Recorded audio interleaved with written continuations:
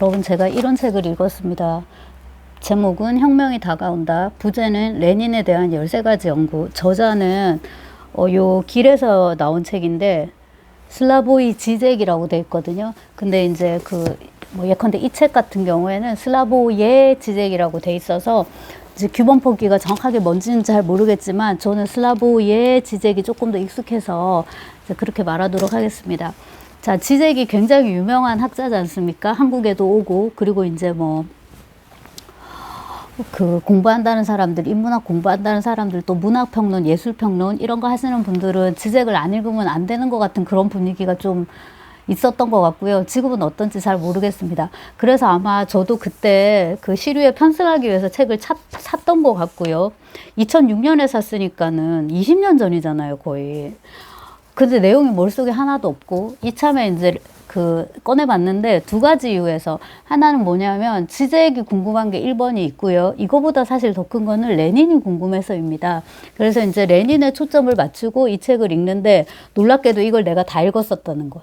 그러라 뭡니까? 머릿속에 아무것도 남아있지 않았다. 심지어 내가 이 책을 읽었다는 사실조차도 머릿속에 남아있지 않았다. 네, 그래서 여기서 다시금 체홉의 그 벚꽃동산에 나오는 어르신이죠. 농노였던 피르스 어르신의 말을 다시 한번 상기합니다. 살긴 살았는데 도무지 살 것 같지가 않구나.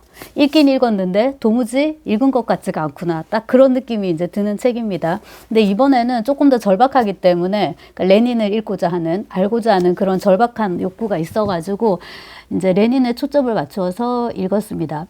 근데 이 책도 그렇고요. 그 다음에 이제 그 레닌 장전, 이 책도 이제 마찬가지인데 다들 출발점은 그건 것 같네요.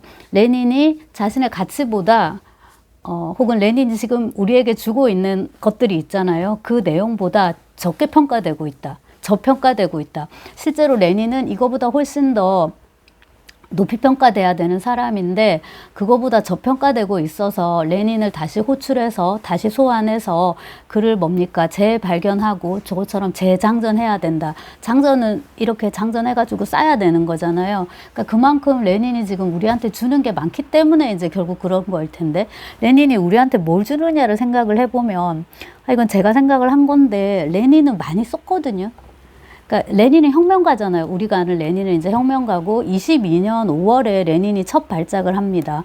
그 다음에 24년 1월에 죽어요. 그러면은 만으로 하면은 이제 2년은 안 되는 기간인데 약 2년 가까이 이제 오르락 내리락 하다가 결국엔 이제 끊어지게 되는데, 숨이 요즘식으로 하면 그게 미니 뇌졸중 같은 그런 건가요? 아무튼 이제 그 뇌에 질환이 와가지고 계속 이제 터졌다 말았다. 그러니까 터진 건 이제 회복이 안 되는 거죠. 터진 상태로 있다가 또 딴 데서 터지고 딴 데서 막히고 이런 식의 이제 상태가, 그러니까 처음에는 몸만 조금 못 쓰다가 나중에는 이제 인지나 이런 것까지 다 잃어버리잖아요. 근데 그렇게 되기 전까지 레닌은 혁명가이자 일본 무선 혁명가이고, 그 다음에 이제 1917년 혁명이 있고 나서 지금 제가 24년이라 했으니까 10년도 안 되잖아요. 그래서 정치가 행정가로 산 기간은 얼마 되지 않지만 그럼에도 불구하고 그런 시도를 이제 했었고, 그 다음에 제일 중요한 건 제가 볼 때 이건 것 같은데, 글을 많이 쓴 거예요. 책을 많이 썼기 때문에 이런 식의 이제 철학자들, 인문학자들, 이제 저는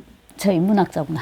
네, 그런 사람들의 이제 자꾸만 지적인 욕구를 자극하는 것이겠죠. 읽을 수 있는 텍스트가 있으니까요. 그리고 이제 저는 지금 꼼꼼하게 읽지 못한 상태지만 이런 다른 많은 석학들이 이렇게 매달려서 분석하는 거 보면 레닌이 쓴 그 글들이 쓸만한 거죠. 레닌이 쓴 글들이 쓸만하다, 읽을만하다. 그 다음에 뭡니까? 나의 글쓰기에 나의 사유의 지평을 넓혀주는 그런 지금 기능을 하고 있다. 이건 것 같아요. 그래서 왜 지금 레닌인가에 대한 물음의 답은 이제 그건 거죠. 그 사람의 덩어리에 비해서 저평가됐다. 이제 이게 있는 거고요. 마르크스가 있고요. 마르크스를 마르크스주의라고 이제 형식화한 사람이 레닌과 친구들인 거잖아요. 그 다음에 이제 레닌이 있으면 레닌을 형식화한 것도 누구예요? 스탈린과 친구들이겠죠.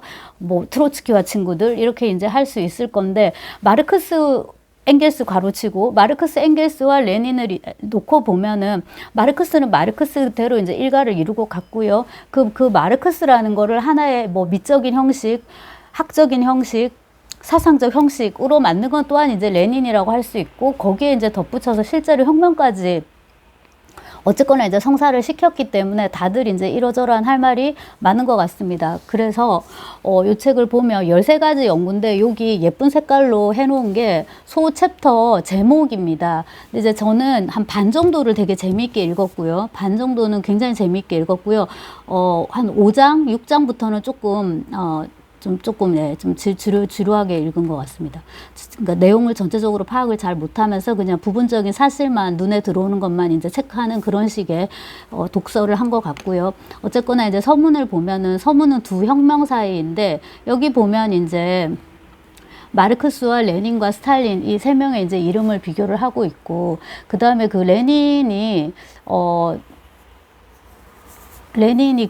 제가 읽지 않았는데 지금 주문을 했는데 오늘 도착하긴 할 건데요. 국가와 혁명에서 얘기하는 것이 혹은 국가의 혁명을 쓸 때 레닌은 굉장히 유토피아주의적인 그런 비전을 갖고 있었던 사람인가 봐요. 그리고 이제 그 트로츠키가 얘기를 한 제가 어릴 때는 영속혁명 혹은 영구혁명이라고 이제 외운 건데 요즘은 연속혁명이라고 하더라고요. 근데 그게 생각해보면 혁명이 한 번으로 끝나지 않고 연속적으로 이렇게 이어지면 그거는 영원히 가는 거니까 영구혁명 혹은 영속혁명이 될 수도 있을 거예요. 아무튼 그런 식으로 이제 이 사회주의 혁명이라는 거는 소련 땅, 그러니까 당시로 러시아 땅에서만 일어날 것이 아니라 전 유럽으로 계속 일어나야 되는 거죠. 그래야지 러시아 혁명도 공고화되는 건데 그런 식의 이제 그 연속 혹은 영속 혁명론 대신에 스탈린은 이제 뭘로 갑니까? 일국 사회주의를 이제 실천하게 되는 거죠. 그렇게 해서 이제 그 러시아를 이제 명실상부한 사회주의 국가로 이제 만드는 건데요. 여기서 이제 레닌하고 스탈린도 조금 비교를 해주고요. 그 다음에 이제 그 레닌의 전기 레닌과 후기 레닌 이렇게 이제 표현을 해야 되나요? 그것도 좀 비교를 해주고 처음에 그 혁명을 일으킬 때 레닌의 상태가 어떻게 보면은 다들 불가능하다고 생각하는 어떤 것들을 여사여사한 그런 어떤 요소들과의 결합 속에서 레닌이 그걸 보는 눈이 있었다고 할 수도 있고 그 다음에 이제 계획을 하는 거는 정말 사람이지만 이를 완성하는 건 하늘이구나. 그러니까 그 하늘이 도왔다고 할 수도 있고 뭐 어쨌거나 이제 혁명을 이렇게 한 거잖아요. 근데 그 무렵에 레닌은 정말 옆에서 측근이 심지어 아내가 보기에도 저거 미친 것 같다고 할 정도로 어떻게 보면 어떤 촉 같은 게 있었던 것 같아요. 남들이 다 불가능하다고 생각하는 일을 지금 이 시점에 바로 해야 된다라는 그런 어떤 추진력을 갖고 밀고 나가는 그런 힘 같은 거 있잖아요. 자, 그 다음에 이제 레닌의 최후 저작들에서는 그가 국가와 혁명의 유토피아를 포기한 후에 오랜 세월이 흘러 볼셰비키 권력이 무엇을 해야 하는가에 대한 완화된 현실적 프로젝트의 틀이 발견된다. 그러니까 제가 볼 때 이제 정신 차리고 꿈 깬 것 같고요. 더딘 경제 발전과 러시아 대중의 문화적 후진성으로 러시아가 곧바로 사회주의에 진입할 가능성은 없는 거잖아요. 그러니까 이제 어떤 다른 식으로 해결책을 찾아야 될 것인데 우리가 좁은 의미의 공산주의 사상을 농촌에 직접 이식해야 한다. 이런 걸로 또 이해해서는 안 될 거고 레닌이 생각한 거는 이거보다 훨씬 더 복잡했던 것 같고요. 그가 이제 펼쳤던 정책에도 더 많은 이제 그런 의미들이 있을 것 같은데 요거는 사실 지적보다도 제가 지금 다시 읽고 있는데 EH카의 러시아 혁명에 더 상세하게 잘 돼 있어요. 그래서 이제 그 부분에서 레닌이 얼마나 많은 고민을 했는지 그런 것들 좀 알 수가 있고 그 다음에 이제 레닌의 유물론 다시 보기 여기서는 레닌의 진실이랑 궁극적으로 유물론의 진실이다인데 이거는 철학사가 필요해지는 지점.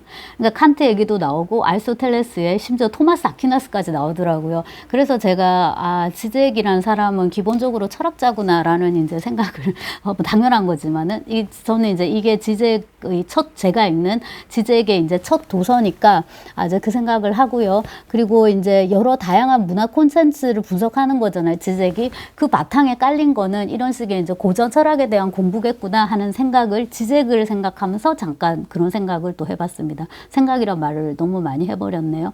그리고 이제 제가 아까 말씀드린 거, 자, 이 점에서 우리는 운동을 기초한 사람과 그 운동을 형식화한 다음 사람을 변증법적으로 구분해야 한다. 변증법이 나왔어요. 변증법이. 자, 그래서 이제 1번이 마르크스. 예컨대 마르크스는 그 운동을 기초한 사람이죠. 그 운동을 형식화한 사람은 레닌인 거예요. 그러니까 레닌하고 마르크스를 이제 우리가 구분을 해야 되죠. 그리고 이제 똑같은 공식을 락강하고 프로이트와 락강에도 이제 적용을 시킵니다. 그러니까 어떤 운동을 한 사람이 이제 프로이트고요. 그 프로이트의 운동을 형식화한 사람이 이제 락강 이렇게 되는 것이죠. 제가 지젝을 또 잘 모르는 이유 중에 하나가 지젝이 락강을 되게 좋아했는데 제가 락강을 또 별로 잘 몰라가지고 그렇고. 자, 그 다음에 이제 3장에는 스탈린주의의 내적인 위대함을 이제 얘기를 하는데, 제가 아까 말씀드린 그거요. 1922년 5월에 이제 그 레닌이 첫 발작을 하고 24년 1월에 죽기까지 그 사이에 그 스탈린이 권력을 잡기 위해서 얼마나 그 치밀하게 고군분투했는지에 대한 이야기. 근데 말씀드렸듯이 이것은 EH카가 더 정리를 잘 해놓고 있고, 이른바 이제 그 3부 정치, 스탈린, 까메네프, 지노비에프가 있고요. 그 다음 바깥에 이 트로츠키가 있어요. 이 세 명의, 정말 세 명의 머리죠. 이 삼두가 트로츠키를 상대하기 위해서 시멘트처럼 똘똘 뭉친 거예요. 그리고 이제 트로츠키를 쳐낸 다음에는 이 시멘트가 가루가 돼버린다. 카의 말대로 가루가 이제 돼버린 거죠. 거기까지 또 가기까지 이 트로츠키가 너무나도 거대한 인물이니까 까메네프, 지노비에프가 스탈린 옆에 붙은 건가요? 그때는 스탈린이 근데 그렇게까지 막,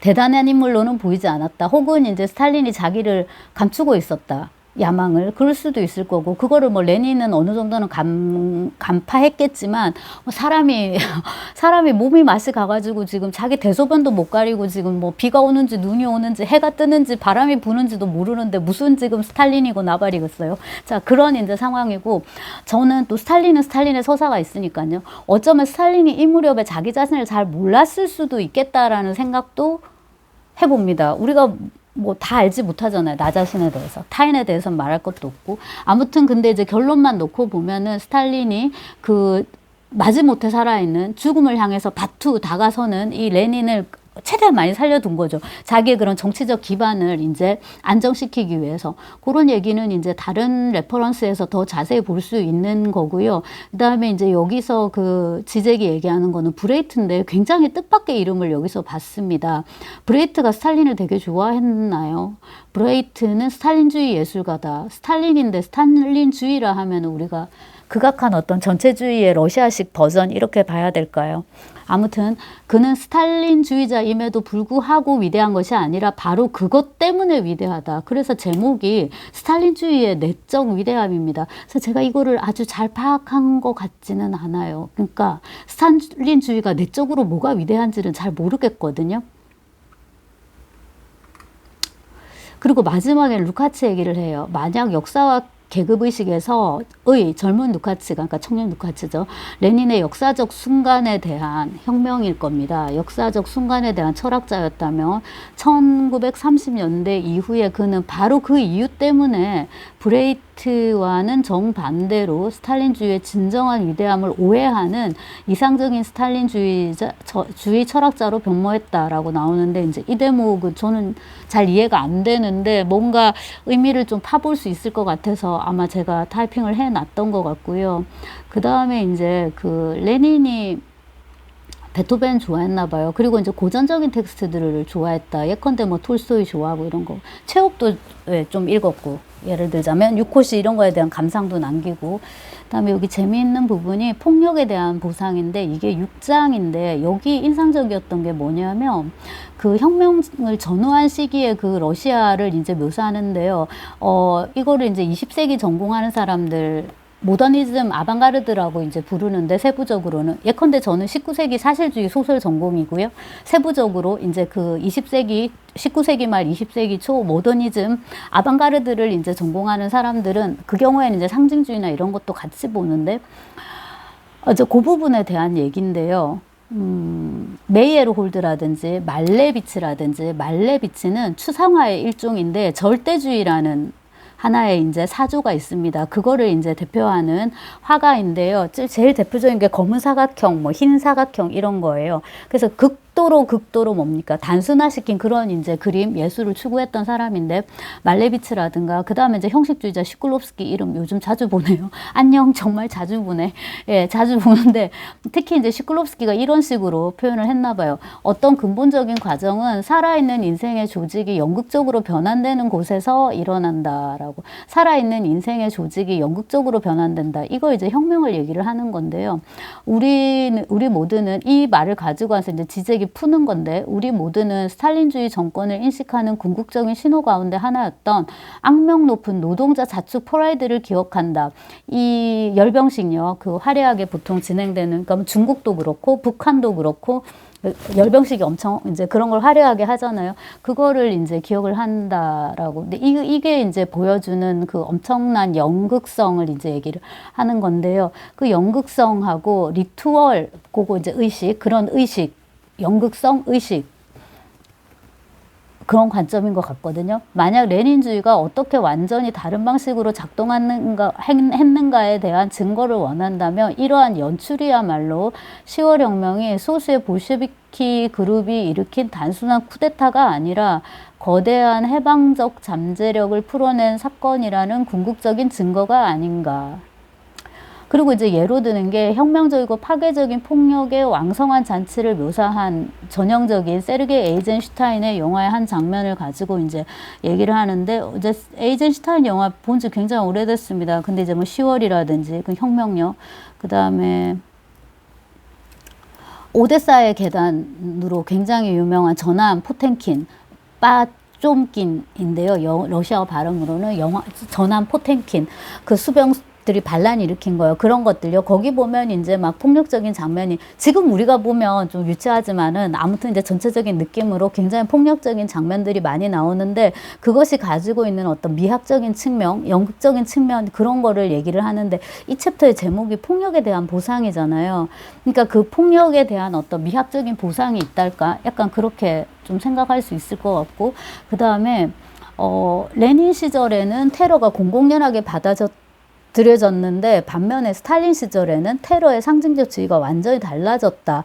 테러는 공식적인 담화에서 공공연하게 인정되지 않는 음란하고 뭐한 불혹 정도로 변했다라고. 그리고 이제 그런데 되게 역설적인 게, 새 헌법이 1935년에 채택된 후에 테러가 최고점에 이르렀다는 사실이 되게 제가 봐도 이거는 좀 의미심장한 것 같고요. 한편으로는 그 레닌 시절, 그러니까 20년대잖아요. 그때 공공연하게 이루어진 테러는 테러 자체가 일종의 미적인 행위, 약간 퍼포먼스 같은 그런 느낌? 그 다음에 이제 그 이른바 민주주의 사회에서 곧잘 하는 예컨대 퀴어 퍼레이드라든지, 혹은 평화적인 어떤 방식의, 심지어 뭡니까, 판소리나 이런 마당놀이 같은 그런 예술적 형식까지 띠게 되는 그런 식의 이제 어떤 그 시위. 우리 그 키세스 군단, 이런 거 생각해도 될 것 같고요. 그래서 좀 그런 느낌으로 읽었고, 그리고 이제 끝에 뭐를 얘기를 하냐 하면은, 메이에르 홀드 얘기를 하거든요. 이게 연기에서의 행동주의적 접근에 대해서 메이에르 홀드가 어쩌고 하는데, 연기에서의 행동주의적 접근, 저게 제가 알기로는 아마 그 메이에르 홀드의 생체 역학일 거예요. 그래서 메이에르 홀드는 연출가인데요. 물론 나중에 이제 스탈린이 잡아다가 이제 숙청을 했는데, 메이에르 홀드가 이제 전성기에 고골의 그 감찰관 같은 것도 이제 연출을 하고 했는데, 그 배우들이 무대에서 몸을 쓰는 기술, 방식, 그런 거에 이제 훈련을 많이 시켰어요. 그래서 그 생체역학과 관련해서 사진이나 그림이나 이런 것들이 좀 남아있는데, 그런 거를 얘기하는 것 같습니다. 그걸 이제 연극성하고 맞추는 거죠. 자, 그 다음에 이제 이 책의 연장선에서 제가 레닌 재장전을 읽었는데, 이제 이 책이 절판돼 갖고 중고에서 사거나 이제 아니면 이제 제본 떠서 보거나 이런 건데, 그렇게까지 해야 되나 싶어서 그냥 학교에 있길래 대출을 했습니다. 이게 몇 개의 부로 나누어져 있는데, 제가 이제 읽었다고 할 수 있는 거는 사실상 이제 일부예요, 일부. 그리고 이제 일부에 이른바 유명한 학자들, 요즘 많이 읽는 그런 이제 학자들이 많이 그 사람들의 글이 이제 실려 있고요. 그 뒤에 것들은 이제 훑어만 봤는데, 이제 너무 세부적으로 들어가서 한편으로는 조금 재미가 없기도 했고, 예컨대 또 너무 철학적이면은 제가 이제 그 철학적인 거에 얕다 보니까. 그리고 이걸 이제 도서관 책이라서 제가 그대로 끼워둘 건데 누가 봤는지는 모르지만 영수증에 이렇게 메모를 남겨놨는데 어떤 분이신지 모르지만은 필체가 굉장히 고우시더라고요. 이렇게. 자, 이 부분은 이게 제일 인상적이었나 봐요. 헤겔 변증법의 유물론적 해석, 1차 세계대전에 대한 혁명적 태도, 실증주의와 사회민주주의 해갖고 이제 반대표 이렇게 해놨는데 사람마다 이제 관심 갖는 부분이 이제 다르니까요. 그리고 이제 제가 본 것은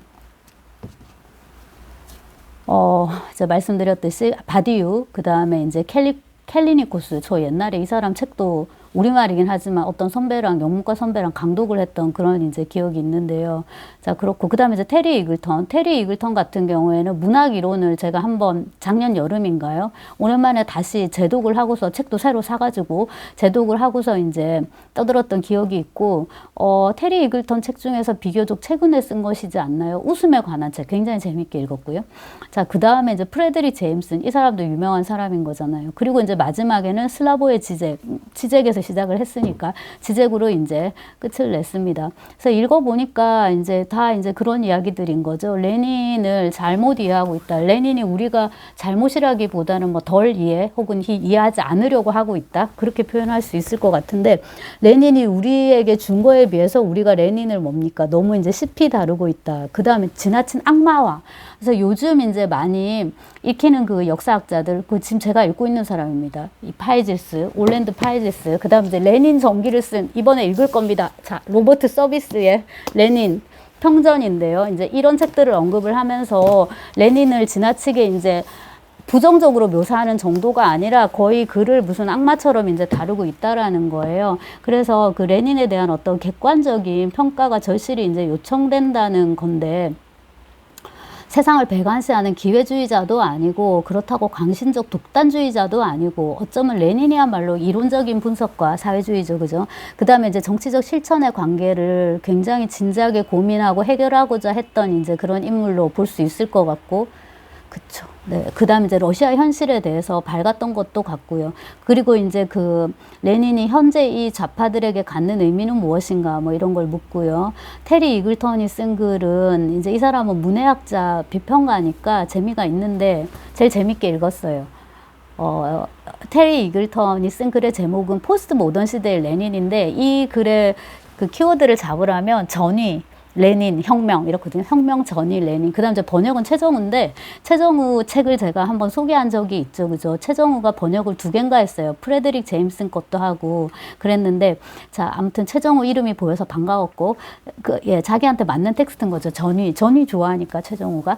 자, 그래서 이 전위 를 이제 얘기를 하고요. 혁명을 얘기를 하고 이제 레닌을 얘기를 하는데, 마치 문학이라는 게 우리 삶에 너무 익숙해가지고 문학이 굳이 전문가가 필요해라고 우리가 생각할 수 있는 것처럼 사실은 전문가가 필요한데, 비슷하게 이제 혁명이라는 것도 그거 뭐 대충 다 할 수 있는 거 아니야? 조금만 가르쳐주면 뭐 참여할 수 있는 거 아니야? 라고 하는데 그렇지가 않다.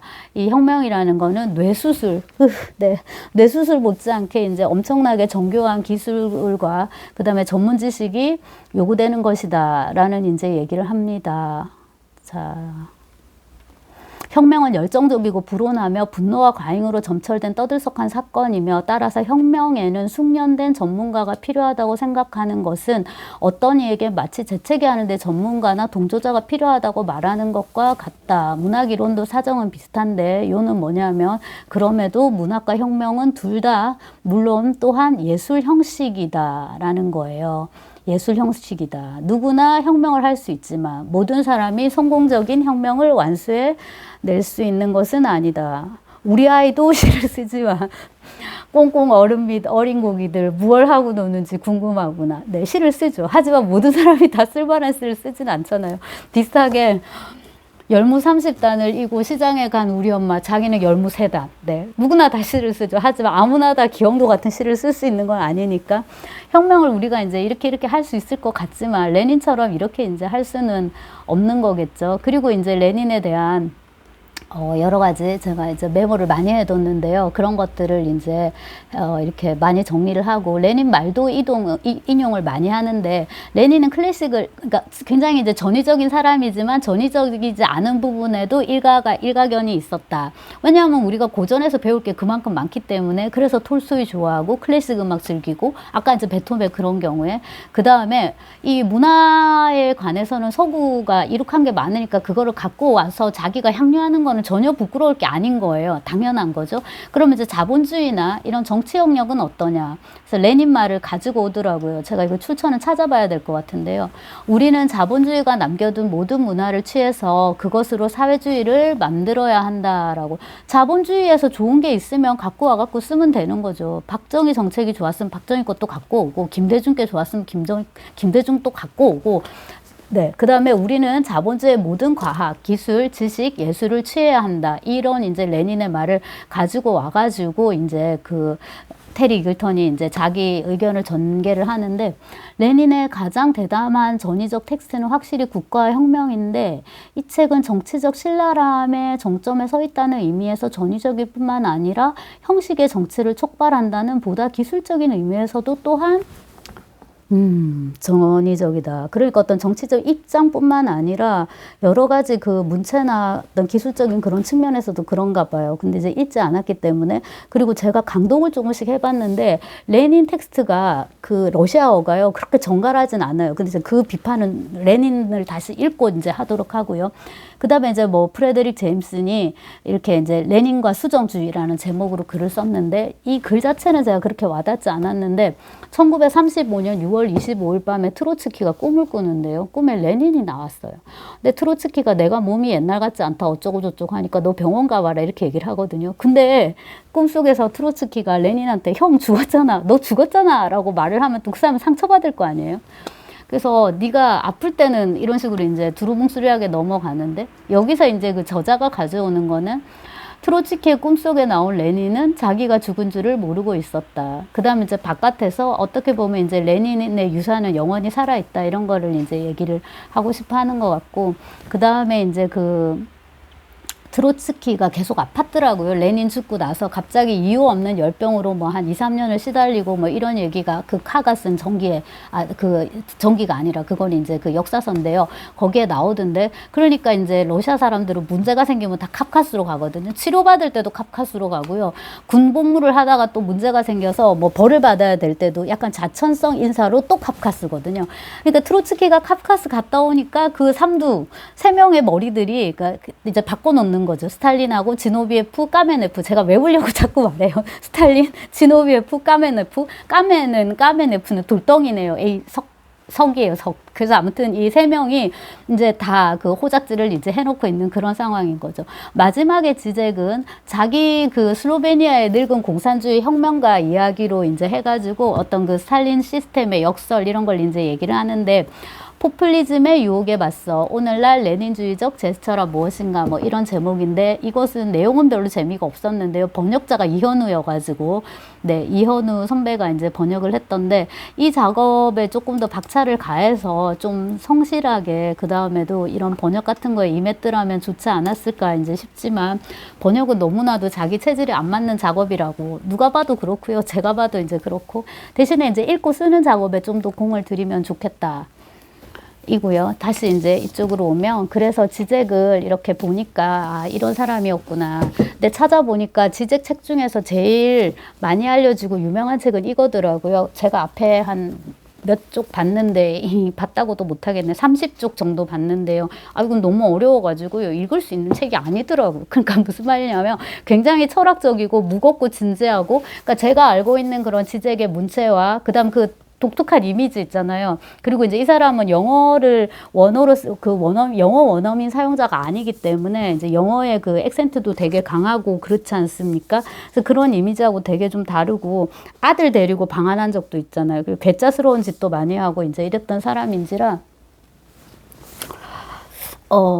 좀 굉장히 대중적이고 발랄한, 좋게 말하면 그렇게 생각하고 있었는데, 이 책을 보니까 누구나 다 이런 시절이 있는 거죠. 굉장히 성실하고 진지하고 무겁고 학자적이고 아카데믹하고. 그래서 이제 나 공부 많이 한 사람이야. 나 이런 책 쓸 수 있어. 나 원래 이런 사람이야 하고 이제 하나 낸 다음에 이제 뭡니까? 어느 정도 이제 이름이 알려지면 자기가 하고 싶은 일을 하는 거죠. 비슷하게 나는 듣는 귀만 있습니다. 말하는 입은 없습니다 하고 열심히 들어주고 납작 엎드려 가지고 일단 뭡니까? 교수가 된 다음에 되고 나면 네 맘대로 하고 싶은 거 다 하라고. 근데 제가 그렇게 하지 못했네요. 그런 거면 뭐 우리가 그런 얘기 많이 하죠. 그리고 영화 감독 박찬욱 같은 경우에도 맨 처음에 찍은 영화가 공동 경비구역인가 모두의 호응을 다 얻을 수 있는, 그리고 옛날에 동생이랑 같이 이렇게 비디오방에서 봤는데 가족들끼리 친구들끼리 봐도 민망하지 않은 굉장히 건전한, 여러 의미에서 주제도 그렇고 재미도 있고 그런 걸 우선 한번 찍은 다음에, 그렇게 하고 이제 영화 감독 박찬욱의 존재를 알린 다음에 자기가 찍고 싶은 영화를 찍는 거죠. 뭐 올드보이라든지 뭐 박쥐라든지 이제 우리가 아는 그 금자씨라든지 이런 것들요. 근데 그것도 한 방법인 것 같은데 당연히 좋은 방법이죠. 근데 이제 재주가 없어서, 재주가 없어서, 소설도 마찬가지입니다. 재주가 없어서 그런 보편 문법에 맞는 거를 쓴 다음에 이제 내가 쓸 수 있는 어떤 전위적인 거를 쓰면 되는데 재주가 없어서. 자, 그래서 지금 책을 주로 요거 위주로 말씀을 드렸는데 다음에 그러면 독서는 뭐겠어요? 지제구로 더 가든가 레닌으로 가든가인데, 저는 말씀드렸다시피 이제 지제구로 가는 게 아니라 레닌으로 갈 겁니다. 그래서 레닌에 대한 책, 평전인데요. 지금 조금 간접적인 것도 읽고 있지만 직접적으로 이제 레닌에 대한 책을 볼 거고, 그 다음에 이제 레닌이 쓴 책 뭐 무엇을 할 것인가, 그 다음에 마르크스 아주 얇은데 마르크스 전기 요약해 놓은 것도 있어요. 그런 거라든지 머시기 제국주의 이런 것도 있고, 그 다음에 이제 국가혁명, 아직 책 생김새를 안 봤는데 뭐 그런 것들 조금 읽고 좀 얘기할 거리가 있으면 또 한번 찍어 보도록 하겠습니다.